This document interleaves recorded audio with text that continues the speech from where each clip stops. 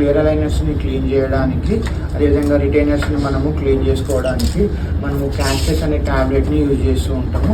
ఈ క్యాస్టస్ అనే ట్యాబ్లెట్ మనకి ఏ విధంగా యూజ్ చేయాలి అనేది నేను ఈ వీడియోలో మీకు డెమో రూపంలో చూపించబోతున్నాను. చూడండి, ఈ క్యాస్టస్ అనే ట్యాబ్లెట్ మనకు కాంపోజిషన్ సోడియం పర్బోరేట్ మోనోహైడ్రేట్ అనేది ఉంటుంది. ఈ ట్యాబ్లెట్ని మనము ఒక స్మాల్ ట్యాబ్లెట్ని మనం ఫస్ట్ తీసుకోవాలి.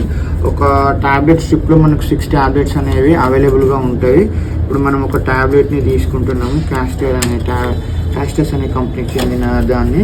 ఇందులో మనకు మొత్తము క్యాస్టస్ అనేది ఒక బాక్స్ రూపంలో మనకు ట్యాబ్లెట్ అనేది రావడం జరుగుతూ ఉంటుంది. ఈ బాక్స్లో మనకు మొత్తము 90 ట్యాబ్లెట్స్ అనేవి రావడం జరుగుతూ ఉంటాయి.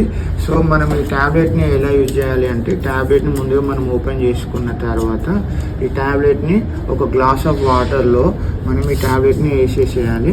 వేసేసిన తర్వాత ఈ ట్యాబ్లెట్ ఆటోమేటిక్గా డిజాల్వ్ అవుతూ ఉంటుంది. ఈ డిజాల్వ్ అయ్యే టైంలోనే మనం ఈ రిటైనర్ని కూడా దీంట్లో మొత్తం ష్రింక్ అయ్యే విధంగా ఈ 2 రిటైనర్స్ని దీంట్లో లోపల ఇట్లా వేసేయాలి.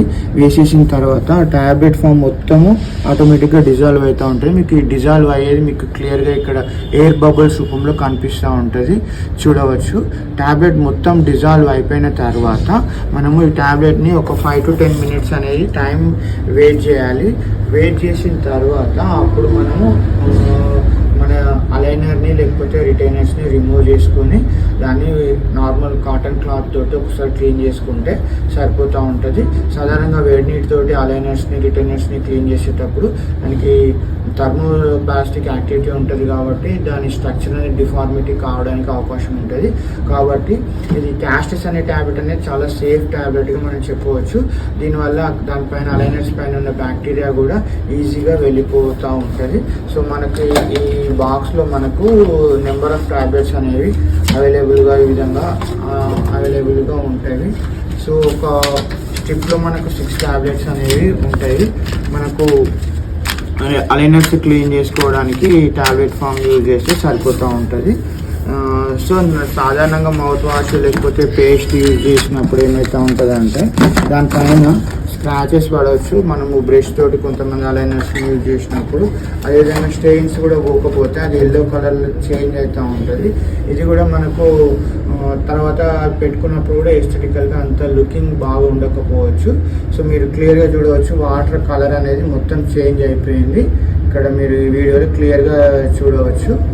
మనము 15 minutes తర్వాత దీన్ని ఓపెన్ చేసి మళ్ళీ చూస్తే సరిపోతూ ఉంటుంది.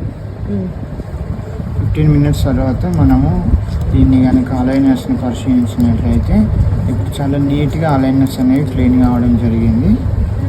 సో ఈ విధంగా మనం అలైనర్స్ని క్లీన్ చేసుకున్నప్పుడు మనకు దీనిపైన ఉన్న స్టెయిన్స్, ప్లాక్, క్యాల్కులస్ అనేవి ఈజీగా వెళ్ళిపోవడం జరుగుతూ ఉంటుంది. తర్వాత ఈ అలైనర్స్ని రెగ్యులర్గా నార్మల్ వాటర్ తోటి ఒకసారి రిన్స్ చేసేసి అలైనర్స్ని యూజ్ చేసుకుంటే సరిపోతుంది.